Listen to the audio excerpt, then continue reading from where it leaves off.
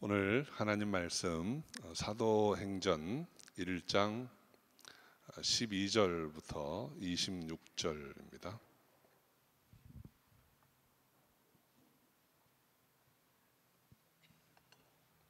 사도행전 1장 12절부터 26절 말씀 우리 한 절씩 교독하겠습니다.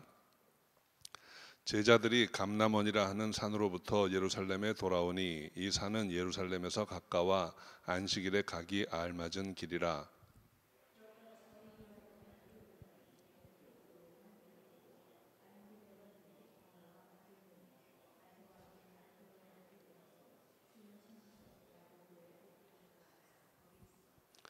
여자들과 예수의 모친 마리아와 예수의 아우들로 더불어 마음을 같이하여 전혀 기도에 힘쓰니라.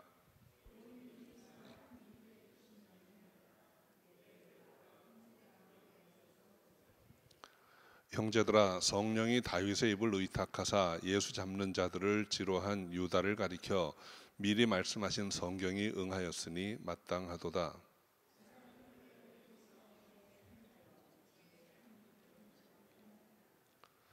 이 사람이 불의의 삭수로 밭을 사고 후에 몸이 곤두박질하여 배가 터져 창자가 다 흘러나온지라.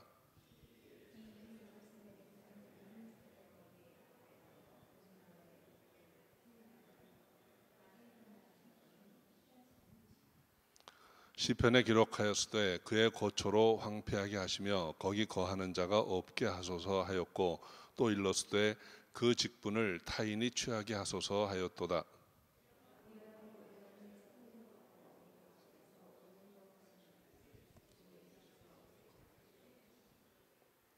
항상 우리와 함께 다니던 사람 중에 하나를 세워 우리로 더불어 예수의 부활하심을 증거할 사람이 되게 하여야 하리라 하거늘,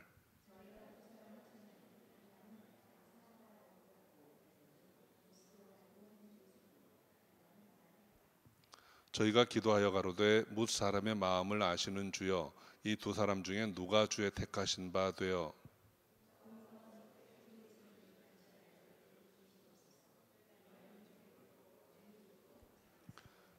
함께 읽습니다. 제비 뽑아 마띠아를 얻으니 저가 11 사도의 수에 가입하니라. 아멘. 기도하겠습니다. 아버지 하나님, 감사합니다.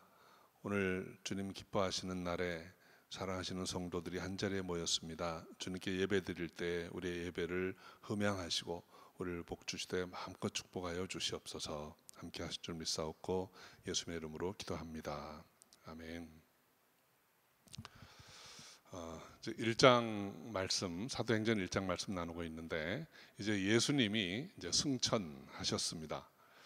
이제 이 세상에는 제자들과 말씀만이 남아 있습니다. 여러분, 오늘날 예수님은 승천하셨고 제자들과 말씀만이 남아 있습니다. 그래서 이제는 그 그리스도의 말씀이 역사하는 때입니다. 그 말씀이 제자들을 통해서 이루어지는 때가 된 것입니다.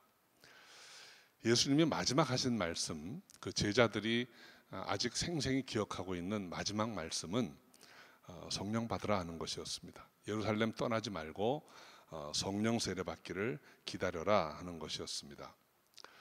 오늘 우리가 함께 읽었던 이 본문은 이제 이 사람들이 어떻게 성령을 받게 되었는가, 성령을 받기 위해서 어떻게 준비하였는가 하는 내용을 우리에게 말씀합니다. 먼저 12절에 보면 그들이 예루살렘으로 돌아왔다고 했습니다. 예수님께서 하신 말씀은 예루살렘 성을 떠나지 말고 이곳에서 기도해라 했기 때문에 이제 감람산 위에서 주님이 승천하는 것을 본 사람들이 다 예루살렘 성으로 돌아왔습니다. 예루살렘 성내의 한 곳, 그들이 평소에 유하던 한 다락방에 모였다고 했습니다. 이것은 마가의 다락방을 가리키는 것이죠. 그곳에 모여있는 사람들이 오늘 12절에 보면 11 제자, 가룟 유다를 제외한 11 제자들이 있었고 여인들이 있었고, 이 여인들은 아마 예수님의 부활의 증인이 되었던 사람들입니다. 그리고 예수님의 모친 마리아와 그 형제들이 같이 있었다 그랬습니다. 우리 사랑하는 성도 여러분, 하나님께서는 이제 성경을 통해서 그분의 뜻을 우리에게 계시하십니다. 근데 성경을 통해서 우리에게 계시하신 하나님의 뜻은 하나님이 우리를 지으시고 우리를 복주기 원하셨는데 인간이 사탄의 꾀임에 넘어가서 하나님의 뜻을 부인하고 그 복받을 자의 자리에서 망할 자의 자리로 옮겨진 것입니다. 그런데 하나님은 그것을 그렇다고 해서 포기하신 것이 아니고 이 죄지은 인간들을 다시 회복시켜서 하나님이 처음 복 주시고자 했던 거 다시 주시려는 것입니다. 그런데 그 하나님의 일이, 회복하시고 복 주시는 일이 예수 그리스도 그리고 성령을 통해서 이루어진다는 것입니다. 이것이 구약 성경 전체 예언의 핵심입니다. 그래서 오실 메시아에 대한 예언이 있고 오실 성령에 대한 예언이 구약 성경에 있습니다. 그리고 예수님, 하나님이 이제 계시하시고 약속하셨던 대로 예수님이 이 땅에 오셨습니다. 그런데 성경을 안다고 하는 사람들이 예수님을 부인하고 십자가에 못 박아 죽였습니다. 그래서 예수님이 십자가에 우리를 위해서 죽으시고 부활하신 다음에 승천하셨어요. 근데 가시면서 하신 말씀이 이제 곧 성령이 오신다. 그리고 예수님이 살아계실 때 이미 예언하셨던 내용들입니다. 이제 또 다른 보혜사가 널 위해 올 것이다. 그러니까 이제는 그 보혜사가 올 때까지 기다려라. 다른 거 하지 말고 이 성에 머물면서 기다려라 그랬습니다. 그래서 이 제자들이 주님 말씀대로 예루살렘으로 돌아왔고 그 다락방에 올라가서 지금 기다리고 있는 것입니다. 그런데 성령세를 기다리면서 이들이 무슨 일을 했는가? 크게 두 가지를 했습니다. 첫 번째는 12절부터 14절에 나와 있는데 우리 14절 말씀만 같이 읽어볼까요? 여자들과 예수의 모친 마리아와 예수의 아우들로 더불어 마음을 같이하여 전혀 기도에 힘쓰니라. 첫 번째 한 일은 그들이 마음을 같이하여 전혀 기도에 힘쓰니라 이런 말씀입니다. 전혀 기도에 힘쓰니라 하는 말이에요. 이들이 어떻게 기도를 했던 것일까요? 그들은 주님이 기다려라 해서 그냥 막연히 기다린 게 아니고 기도하면서 기다렸는데 어떻게 기도했는가 하는 걸 오늘 두 가지로 설명합니다. 첫째는 전혀, 일심으로 전혀, 한 마음으로 전혀 이런 뜻입니다. 그 전혀라는 말씀의 그 헬라어 원어를 보면 호모투마돈이란 말이에요. 문자적으로는 한 마음으로, 같은 마음으로 그런 뜻입니다. 이 일심으로 한 마음으로 같은 마음으로 기도했다는 게 그냥 이렇게 다 조용한 마음으로 기도한 게 아니에요. 이 단어가 제일 어울리는 장면이 저는 오래전에 그 한국 축구가 4강 올라가던 때가 있었습니다. 그때 보면 막 거리에 다 모여가지고 막 다 외치면서 기도하는 거예요. 그런 마음이에요. 다 갈리지 않은 마음, 한 마음으로 아주 열심히 무엇인가를 구하는 그런 모습을 이렇게 비유할 때 이 호모투마돈이라는 말을 쓰는 거예요. 한 마음으로 전혀 기도에 힘쓰니라 이렇게 말씀합니다. 여러분 성령을 사모하고 기다릴 때 이렇게 기도해야 됩니다. 간절히 열심히 기도해야 되는 것입니다. 여러분 신앙 공동체는 하나입니다. 에베소서 4장 3절 6절에 보면 평안에 매는 줄로 성령이 하나 되게 하신 것을 힘써 지키라. 몸이 하나요 성령이 하나이니 이와 같이 너희가 부르심의 한 소망 안에서 부르심을 입었느니라. 주도 하나요 믿음도 하나요 세례도 하나요 하나님도 하나이시니 곧 만유의 아버지시라. 만유 위에 계시고 만유를 통일하시고 만유 가운데 계시도다.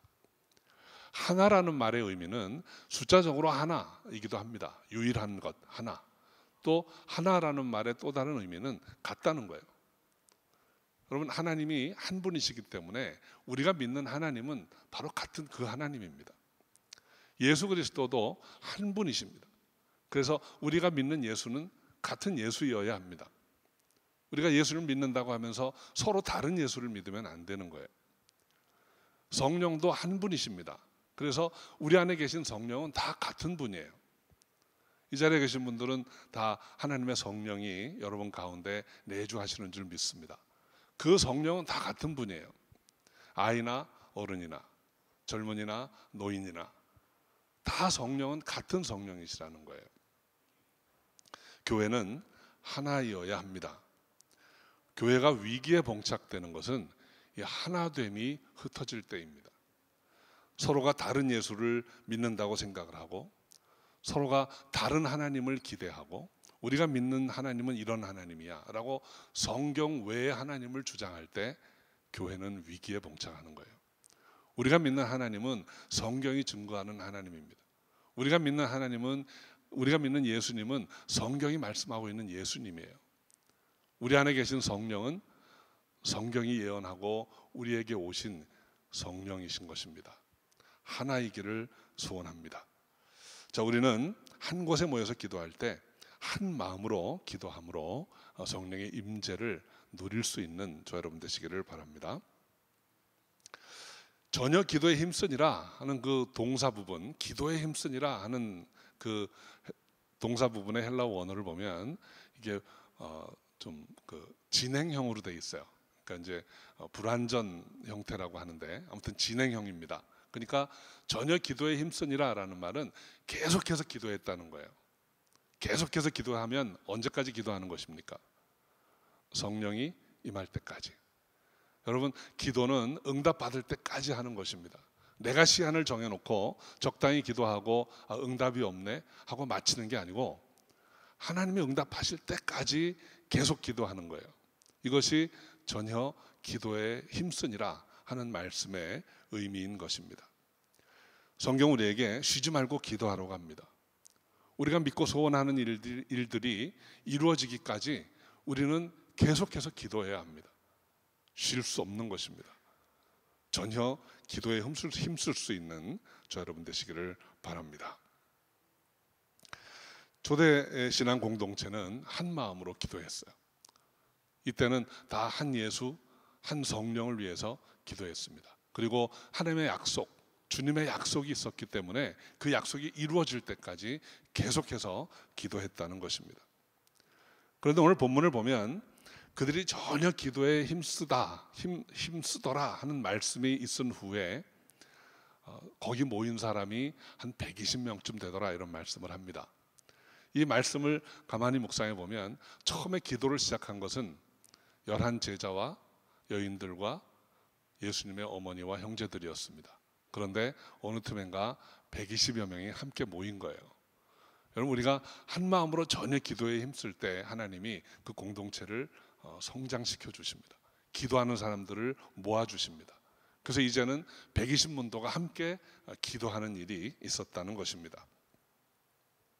저는 우리 교회가 이렇게 기도하는 교회 되기를 소원합니다. 여러분, 전심으로 우리가 모여서 기도할 때 하나님이 기도하는 용사들을 붙여주셔서 정말 120문도 같은 기도 용사들이 많이 모일 수 있기를 바랍니다. 자, 이제 성령 세례를 받기 위해서 두 번째 한 일, 이것이 15절부터 26절까지 말씀인데 그 중에 26절만 우리 함께 읽어보겠습니다. 제비 뽑아 마띠아를 얻으니 저가 11 사도의 수에 가입하니라. 그들이 기도하다가 이제 감동을 받아서 한 중요한 일이 있는데 그것은 사도 하나를 더 세운 거예요.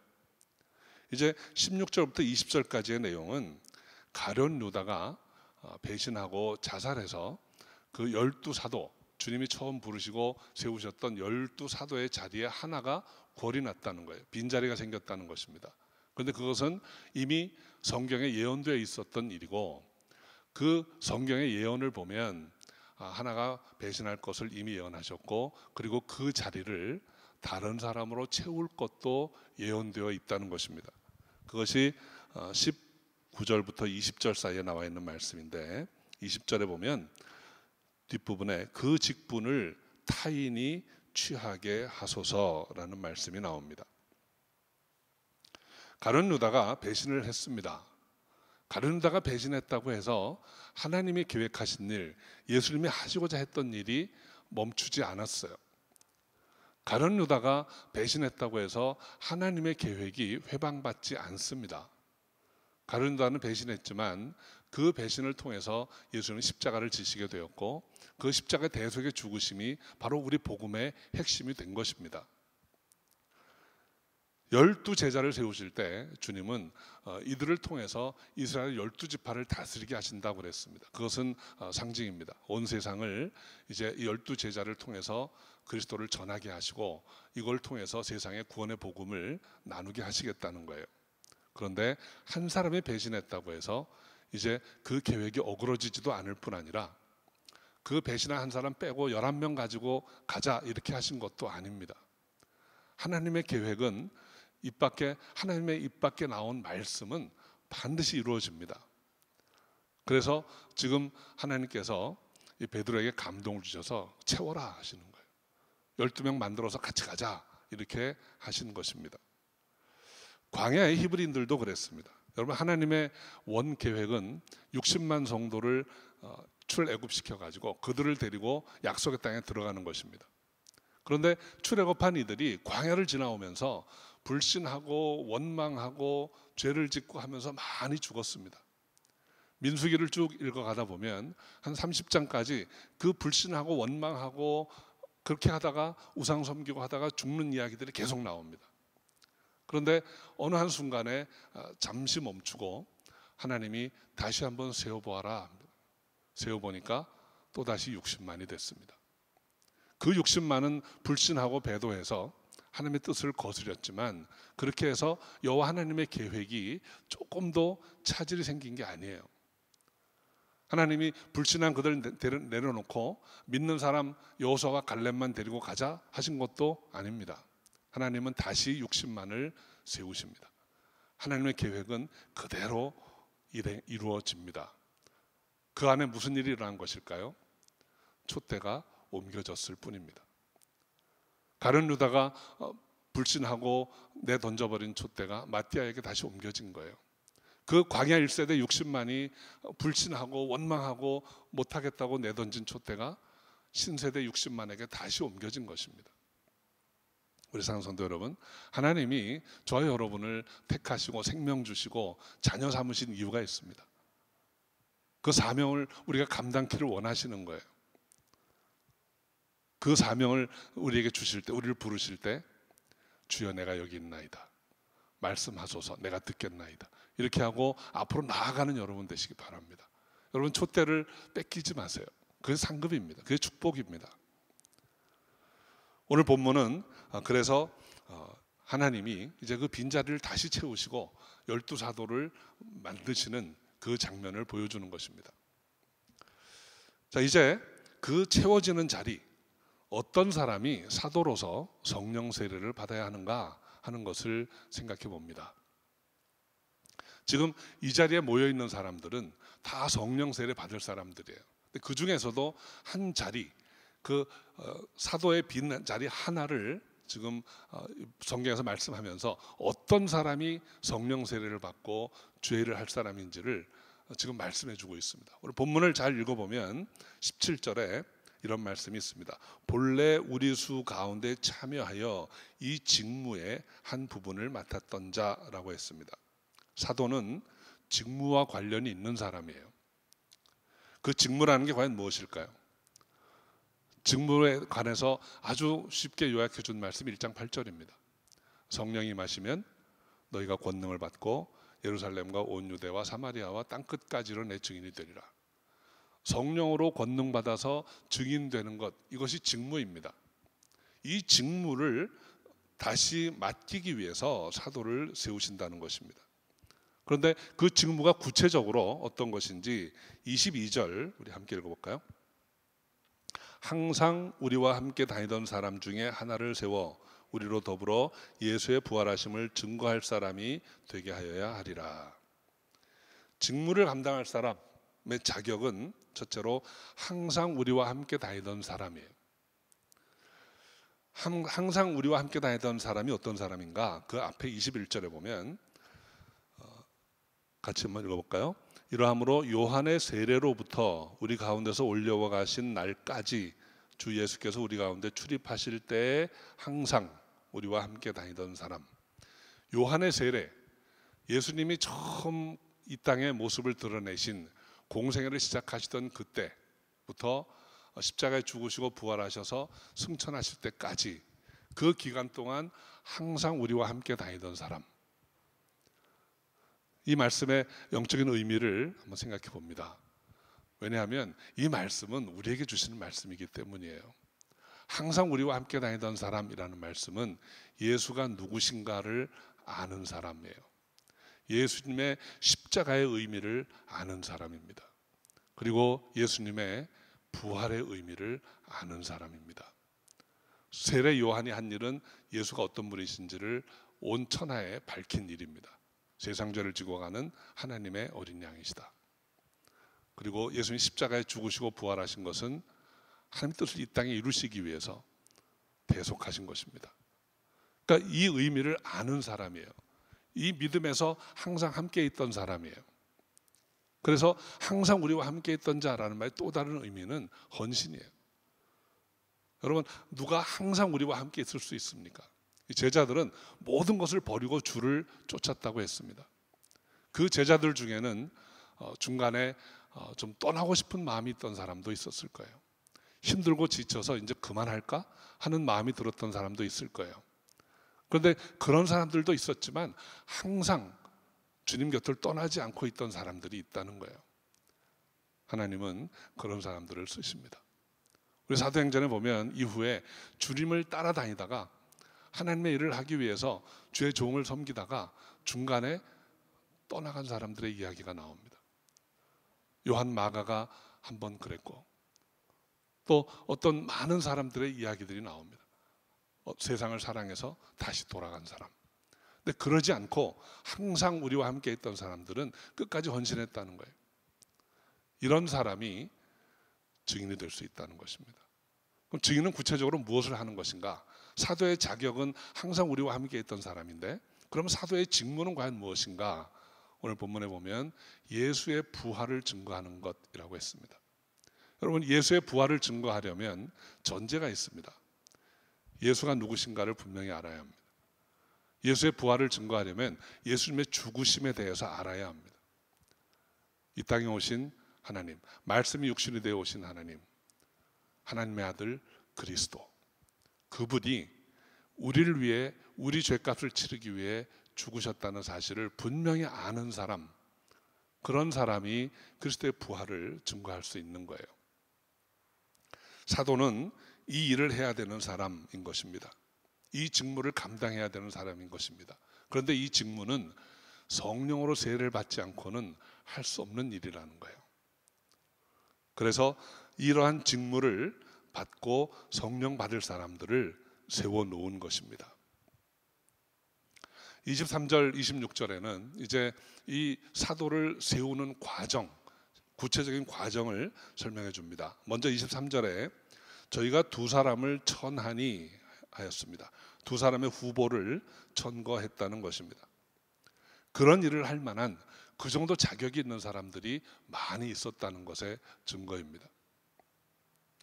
그리고 24절, 25절에 주여 이 두 사람 중에 누가 주의 택하신 바 되어 봉사와 및 사도의 직무를 대신할 자를 보이시옵소서. 우리가 최선을 다하지만 결론은 하나님이 내려주신다라는 믿음이에요. 하나님의 섭리 안에 모든 일이 있다고 해서 우리가 아무것도 안 하고 기다리면 안 됩니다. 하나님이 하시겠지, 하나님이 세워주시겠지가 아니고 우리가 기도하면서 열심히 최선을 다해서 할 일을 해야 되는 거예요. 그리고 하나님께 맡겨야 하는 것입니다. 잠언 말씀에 보면 사람이 일을 계획할지라도 이루시는 분은 여호와시라 그랬습니다. 그 말씀의 의미는 무엇입니까? 그래서 계획할 필요 없다는 것인가요? 아닙니다. 우리가 최선을 다해서 계획하고 준비해야 합니다. 그러나 그 일이 성취되어 갈 때 하나님이 하셨구나 라는 것을 깨닫고 감사하라는 거예요. 우리가 사업을 할 때나 직장생활 할 때나 다 마찬가지입니다. 우리가 하나님을 믿는 믿음 안에서 있다고 해서 아무렇게나 대충 해도 되는 거 아닙니다. 오히려 더 열심히 해야 됩니다. 그런데 그 일을 이루시는 분은 하나님이시라. 이 믿음이 있어야 된다는 것입니다. 26절 오늘 마지막에 보면 하나님께 기도했는데 이제 기도하고 나서 제비 뽑아 마띠아를 얻으니 그랬어요. 제비 뽑아서 하나님의 뜻을 알 수 있는 일들이 성경에 여러 번 나옵니다. 구약 시대에는 이 하나님께 기도하고 맡긴 후에는 제비를 뽑아서 결정을 했어요. 그래서 레위기 16장 8절에 보면 대속죄일에 속죄 양을 뽑을 때에도 두 마리 중에서 제비를 뽑아서 결정을 했습니다. 또 히브리 12지파들에게 땅을 분깃으로 나눌 때에도 성경을 보면 제비 뽑아 정했다라는 말씀이 나옵니다. 그런데 이제 오늘 신약에 지금 빈 사도 한 자리를 채우는데 두 사람 중에 제비 뽑았다는 말씀이 나와요. 그런데 이 제비 뽑는 일은 성령이 임하시기 전까지 하나님의 뜻을 아는 방법이었던 것으로 보입니다. 왜냐하면 이제 이 사도를 뽑고 오순절에 성령이 임하신 다음에도 중요한 결정을 할 일들이 있어요. 근데 그때는 제비 뽑아서 하지 않습니다. 교회 6집사를 세울 때에도 그들이 전혀 기도에 힘써서 하나님의 뜻을 쫓아 결정합니다. 성령과 지혜가 충만한 사람 7을 세웁니다. 또 안디옥 교회에서 선교사를 파송할 때에도 성령께서 감동 주셔서 그들이 기도에 힘쓰다가 바울과 바나바를 세워서 보냅니다. 그래서 이후로는 이제 성령의 인도하심을 따라 하나님의 뜻을 정하게 되는 것입니다. 자, 오늘 말씀은 성령 세례를 받기 위해서 교회가 무엇을 해야 하는가 하는 것을 우리에게 말씀해 줍니다. 첫째는 전혀 기도에 힘쓰니라 그랬어요. 한 마음으로 간절히 주를 사모하고 성령의 임재를 구하는 마음으로 기도하는데 응답받을 때까지 기도해야 하는 것입니다. 두 번째는 그릇을 갖추어 놓고 기도해야 된다는 것입니다. 누가 성령 세례를 받아서 하나님의 일을 할 것인가? 복음에 대해서 분명히 아는 사람, 예수 그리스도를 아는 사람, 예수가 누구신가? 십자가의 의미는 무엇인가? 부활의 의미가 무엇인가를 아는 사람, 그리고 주를 섬기기로 헌신한 사람, 이런 사람들이 성령의 세례를 받아서 증인이 되어 간다는 것입니다. 저는 이 말씀을 읽으면서 오래전에 선교사님한테 들었던 그 간증이 생각이 났습니다. 그 동남아에 있는 한 선교사님에게 들은 이야기인데, 여러분, 하나님이 비를 우리에게 내려주셔도 아무리 물이 필요해서 간절히 기도해서 비를 내려주셔도 그릇이 없으면 못 받습니다.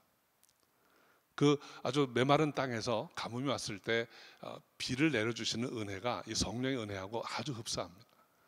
첫째는 간절히 기도해야 됩니다. 정말 타는 목마름으로 기도해야 합니다. 두 번째는 그 비가 내려올 때 받을 그릇을 준비해야 돼요. 그릇 없이 기도만 하고 있으면 비는 내렸는데 어디로 갔는지 모릅니다. 우리 성령의 세례를 구할 때에도 그렇습니다. 우리 간절히 기도해야 합니다. 그런데 그 기도의 응답으로 성령이 오실 때 누가 그 성령 받고 죄를 할 것인가? 그 그릇이 준비되어야 한다는 것입니다. 저는 저와 여러분이 그런 그릇 되기를 바랍니다. 우리가 간절히 기도하고 하나님이 쓰실 만한 그릇 되어서 성령 세례 받고 권능 받아서 땅끝까지 증인되는 부활을 증거하는 저 여러분 다 될 수 있기를 주의 이름으로 축원합니다.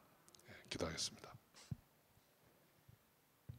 아버지 하나님, 부족하고 연약한 저희를 택하사 주의 그릇으로 삼으시고 성령 세례를 더하여 주셔서 이제는 충만함으로 주님의 증인되는 역사가 있기를 원합니다. 우리가 나아가는 길이 언제나 하나님이 함께 하시고 인도하시는 복된 길이기를 소원합니다. 그 뜻대로 나아가 쓰임받는 우리 모두가 되게 하여 주시옵소서. 주님 함께 하신 줄 믿사옵고 예수의 이름으로 기도합니다. 아멘.